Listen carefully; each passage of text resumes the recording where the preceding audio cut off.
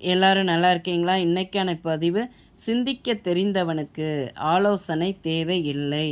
துன்பங்களை சந்திக்க தெரிந்தவனுக்கு வாழ்க்கையில் தோல்வியே இல்லை. இது அப்துல் கலாம் ஐயாவுடைய பொன்மொழிகள்.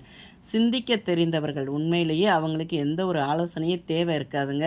இந்த சிந்திக்கணும்னு யோசிக்காதவங்க இருக்காங்க பாருங்களேன். பேசுகிறது கூட எதை பற்றியும் சிந்திக்கிறதில்ல. வாய்க்கு வந்ததை பேசுகிறது, அடுத்தவங்க மனசு கஷ்டப்படலாம் கூட யோசிக்க மாட்டாங்க. அதான் சிந்திக்க தெரியாதவர்கள் அந்த மாதிரி வேலைகள்லாம் பண்ணுவாங்க. சிந்திக்க தெரிந்தவர்கள் யார் மனசையும் கஷ்டப்படுத்த மாட்டாங்க.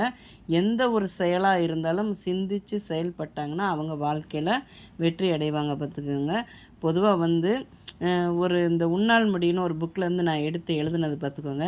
சிந்தியுங்கள், உங்களது அறிவார்ந்த சக்திக்கு பொறுப்பாக இருங்கள், சிந்தனை செய்யுங்கள், உங்களது கடின போராட்டங்கள் தோல்விகள் என்ற பட்டறையில் திடமான வழி நிறைந்த எண்ணங்களை உருவாக்கி செய்து முடிக்கும் செயல்கள் வாழ்க்கையில் நிரந்தர வெற்றியை கொடுக்கும். கண்டிப்பாங்க நம்மளுடைய கடின போராட்டம் தோல்வி அதனால் ஏற்பட்ட திடமான வழி நிறைந்த எண்ணங்கள் நம்மளுக்கு வாழ்க்கையில் ஒரு நிரந்தர வெற்றியை கொடுக்கும். எதையுமே நம்ம சிந்தித்து செயல்படணும்.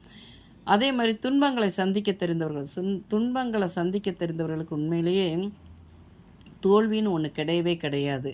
அதை பற்றி யோசிச்சுக்கிட்டே இருக்கிறாங்க பாருங்களேன். வாழ்க்கையில் வெற்றி அடையும் போது அப்படியே சந்தோஷத்தில் குதிக்கிறது எதுவுமே நிரந்தரம் இல்லை. அதை யோசிக்கிறதுல மனிதர்கள் வெற்றி அடையும் போது தக்கான்னு குதிக்கிறது. தோல்வி அடைஞ்சிட்டோம் அப்படின்னு தெரிஞ்சிட்டா அது வரத்தான் செய்யும்.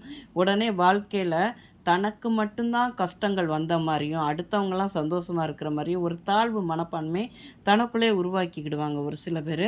அது ஒரு மன சம்மந்தப்பட்ட நோய் ஆகிடும். ஆனால் அந்த மாதிரிலாம் யாருமே இருக்கக்கூடாதுங்க.